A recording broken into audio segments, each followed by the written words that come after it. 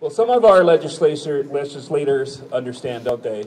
Some of our legislators will fight for us. We have one here, and her name is Angela Romero. She's a representative.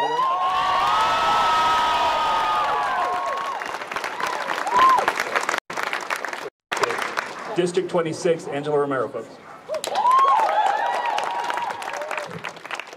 And I'm very, very, very lucky to have Billy Palmer as a constituent. And so he asked me if my district was still District 26, and I said yes. But due to redistricting, my new district number will be 25. So, yeah. Most of you can't see my phone here, but this is my legislative phone. And my screensaver is "We will stand with Planned Parenthood." So, when I first got elected, I wasn't sure what I wanted to do, but I knew that I wanted to stand up for people and voices that weren't heard. I grew up here in Utah.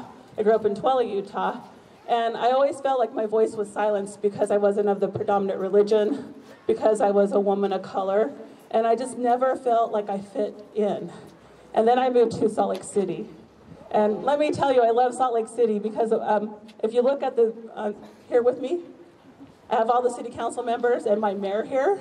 And I'm so proud to be a resident of Salt Lake City because I know my city leadership has my back.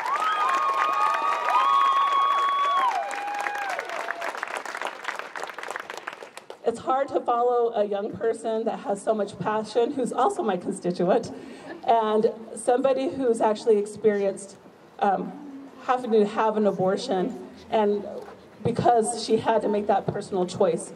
And as a policymaker, these are the stories I hear all the time. I hear stories about why people had to make a difficult decision, and that decision is theirs, okay? That decision isn't mine. That decision should have been my colleagues here in the state capitol. That decision should not be the Supreme Court. And that decision should not be a religious institution's decision either.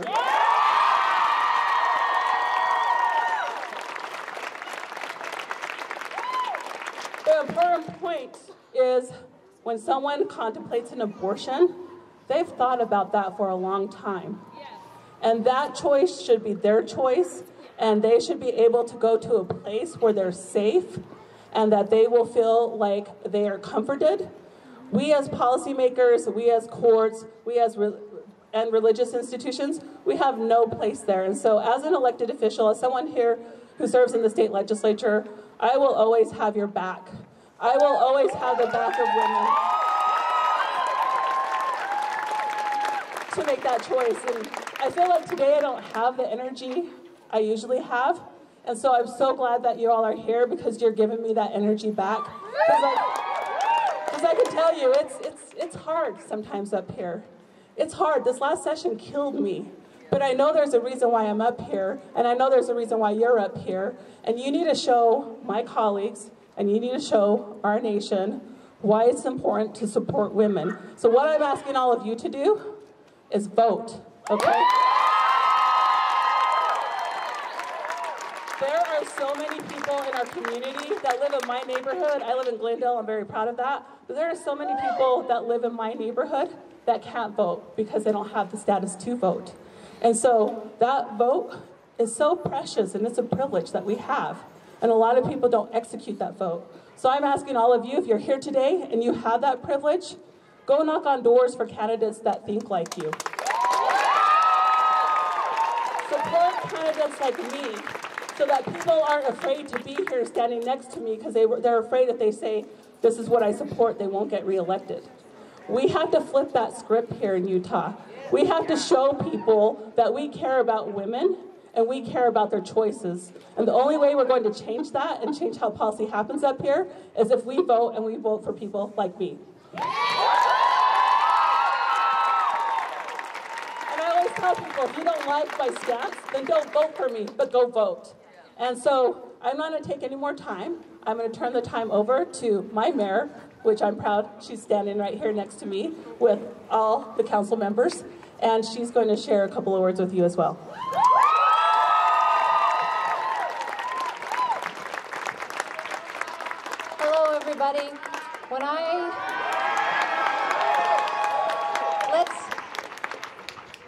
let's just take a minute to resonate with the speakers who have already come before us, who expressed the realities that the decision of abortion is an individual decision that is one of the most difficult decisions a woman may have to make or choose to make in her life, and it is hers and hers alone.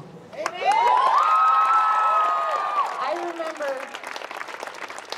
learning from Planned Parenthood when I was 18, 19 years old, volunteering in colposcopy clinics every week, just doing intake, taking questionnaires, meeting people of all walks of life, people with different incomes, backgrounds, ages, relationship status, political interests. Planned Parenthood is a backbone of healthcare, especially in a state like Utah, that we cannot afford to have their rights taken away, because those are our rights being taken away. And I'm grateful for the vasectomies you perform also. Just in case you were wondering, you can go there for a vasectomy too.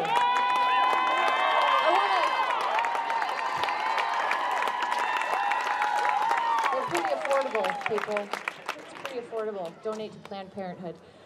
Every single city council member for Salt Lake City is standing here with me. Can you put your hands together for unanimous support for women's rights and the right to health care? We stand here as your local elected officials who shop at your grocery stores, who go to the preschool pickup line, who are at the parks, and we love hearing about what you need from your capital city to thrive and to have dignity. That is our day-to-day work at the city level. And we know that that dignity is shaken when we undermine people's access to health care, when we undermine access to the decisions that affect an entire lifespan and the life that could be born because of that. This is about mental health. This is about family health. This is about community health. And we will not stop. And I want to just, the wonderful speaker before, Representative Romero, who asked us to come to this with love. Now, I am an activist at heart. I came up with a hippie mom, so proud of that. Going to protests and taking my babies to protests right here. And I know that the piss and vinegar in my belly sometimes fuels me to do things like start a nonprofit on air quality or run for city council or run for mayor sometimes. But I'm asking you to channel that anger and the heartbreak and the frustration into a movement that actually moves us with love. Because our nation and even our democracy, I believe, is at stake with the hatred on all sides that we are flinging at each other. It is possible for us because I believe that love is stronger than hate and that we can move mountains loudly with our posters, with our voices, with our letters, with voting, with supporting candidates who believe in the access to health care and the well-being of women and all of our families. And even, I'm going to go a step farther than our wonderful Representative Romero and say, you need to run for office, women. We're half of this population. And in the state of Utah, there's only 25% of us who are elected. 25% of your elected officials are women in the state of Utah. We're not even half of the conversation. So please, if you don't feel the urge and the capability yet to run yourself, support a woman who does. Support a woman who is going to pick up the microphone and say, my rights are important. They're as important as every man standing behind me and every man who will follow. My rights are important. My health care is important. And I will fight for you.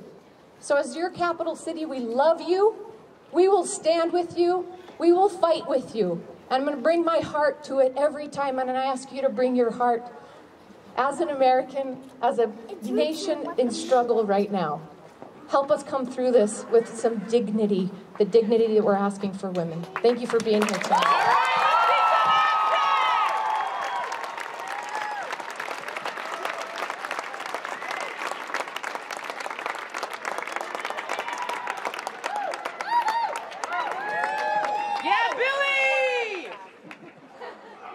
We have a child who's lost up here. If you look around and your child's not next to you, You know his name?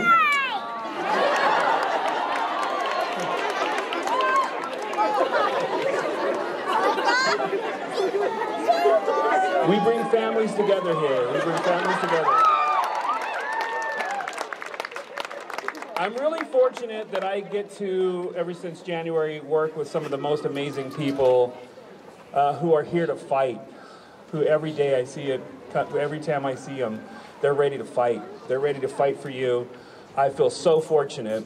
My boss, like our campaigns manager, Nikilia Venugopal, I had it in my head. Valentina Defects are going to introduce our executive director who is here to fight for you. You can bet that we have lots and lots of legal degrees fighting all across the country in every single state. Thanks, Larry.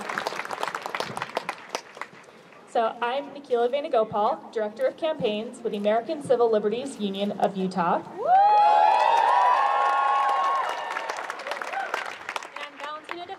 Attorney with the ACLU of Utah.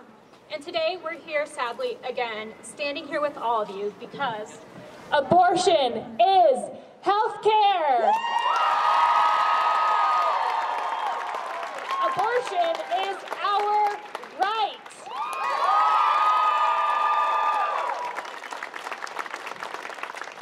So, last night's leak confirmed our deepest fear that the Supreme Court is ready to take away our ability to control if and when to have a child. But, boo. But, here's the good part. Our teams of lawyers, organizers, activists have been preparing for any outcome, and we will never back down on this fundamental right. bring it!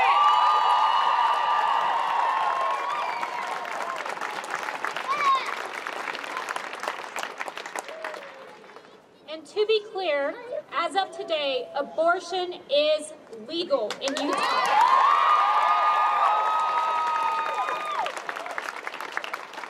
And we will continue fighting to keep it that way. Yes. Yeah. Thank you. Today, we're here with our Executive Director, Brittany Nystrom, it is an honor to introduce her.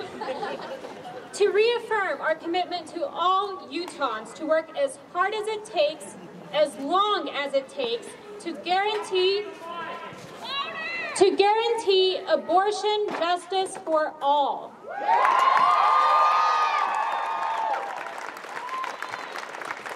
Thank you, and thank you to everyone who's here today. Since long before Roe v. Wade, generations of ACLU staff have defended abortion access and worked to redefine reproductive justice. Many of you know that Justice Ruth Bader Ginsburg founded the Reproductive Rights Project at the ACLU.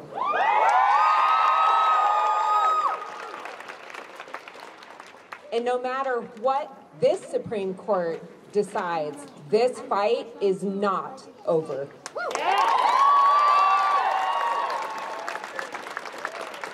These last 24 hours have not been easy.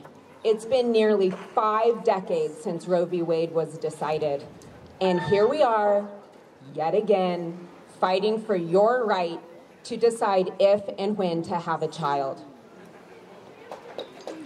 We've already seen the devastating impact that attacks on abortion access have had in states like Texas, where these attacks fall hardest on communities that are already experiencing systemic racism, discrimination. These are communities of color. These are communities working to make ends meet, rural communities.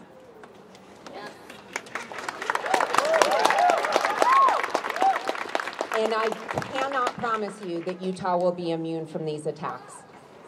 In fact, I think it's probable that it will happen here.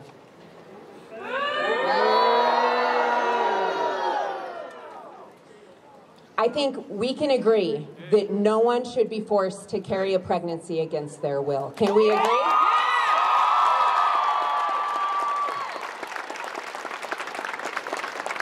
And it is no surprise that the majority of Americans support your right to control your own body and your future. Am I right?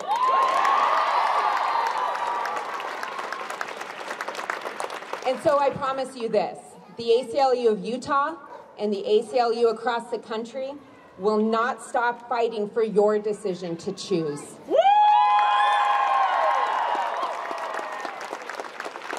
From joining Utahns in our streets, from St. George to Bluff to Salt Lake City to Logan, to advocating in these marbled halls behind us today, to fighting in the courtroom, we will defend your rights.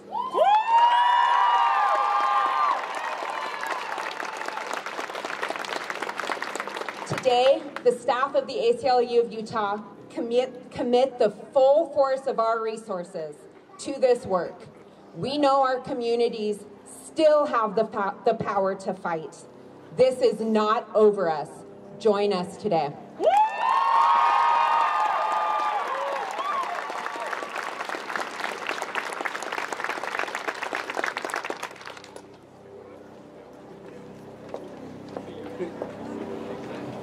Folks, we are on a backup audio system because we had a technical difficulty. If you're having a hard time hearing, if you know somebody that's having a hard time hearing, go ahead and let them come up and try to make way for them if they're having a hard time hearing. Like I say, we're just here. We're doing our best, aren't we? Before we hear from Carrie, our lovely, lovely, lovely Carrie from Planned Parenthood, we have one more speaker. Go ahead. Just let's all give.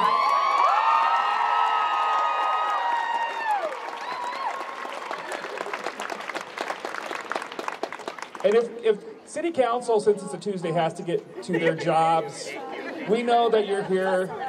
We know that you support.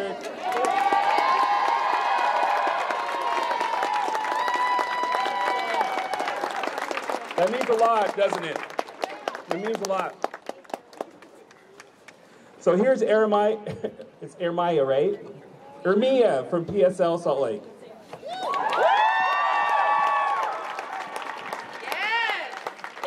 Thank you. Today, we stand here because the agency of women and all oppressed genders is yet again under attack. The women's struggle is a force in this world and a direct threat to the misogynists in elected office that cannot be stopped by a few court rulings or a few incompetent dinosaurs in office. To the Supreme Court of the United States, to a right-wing agenda that has now been amped up, you can create as many barriers as you please, and there will always be a million women to tear them down. We will stop the Supreme Court's war on women. When I say women, you say power. Women. Women. Women. If you threaten reproductive agency in this country, a country that claims to prioritize freedom, then don't be shocked when we take this fight to the streets. The ones who came before us, many of whom are yet again having to stand here today, fought for Roe v. Wade. Roe v. Wade was not handed to us on a silver platter. It was won by the people's struggle. The lack of action coming from the White House and Congress is a disservice to the fight those women endured to get us here. How many of us had to take the streets? How many of us had to die? How many of us have to be unjustly criminalized for the United States to recognize the urgent necessity of reproductive justice? The only thing that can truly get us to tomorrow is the power of our collective. When the mass feminist struggle makes noise, it does so in order to move us to a place where gender-based violence and a lack of basic necessities are a concern of the past.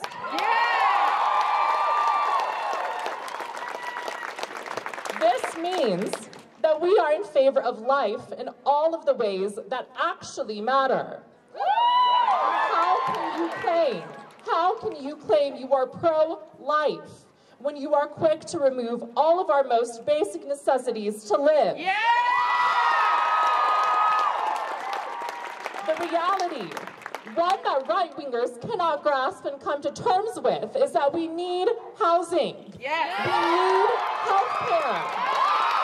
We need food and water. We need education. We need reproductive justice.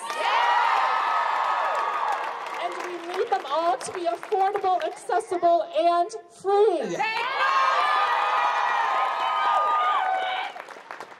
You are not pro-life if you have put a price tag on our lives. Hell yeah! Poor and working class women everywhere make society run. It is time for us to run society.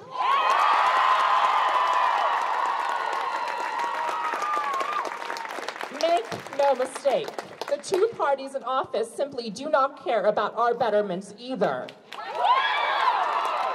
The elected officials that we have been left with are deeply driven by corporations and capitalist greed and have failed the fight for reproductive justice all over this country.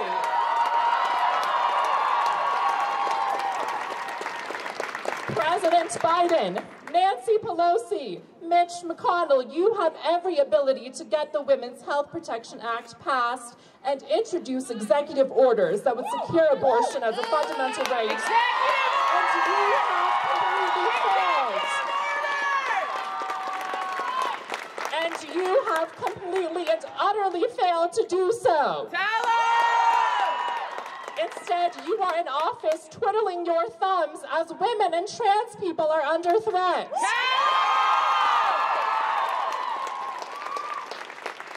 Sisters, brothers, and non-binary siblings, it is important to always remember where the power lies, and it doesn't lie with the courts. The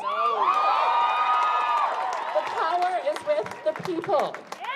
It is clear that there is popular support for women's right to choose, and it is even more clear that we will never be able to secure this right unless we take the streets.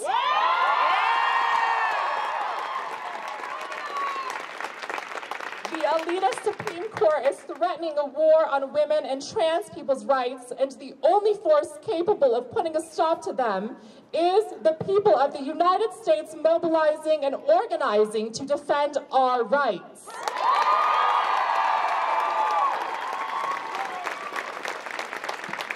So it's clear that the only way we will win is through a militant mass movement for the women's struggle. Yeah. All power to the people, and thank you.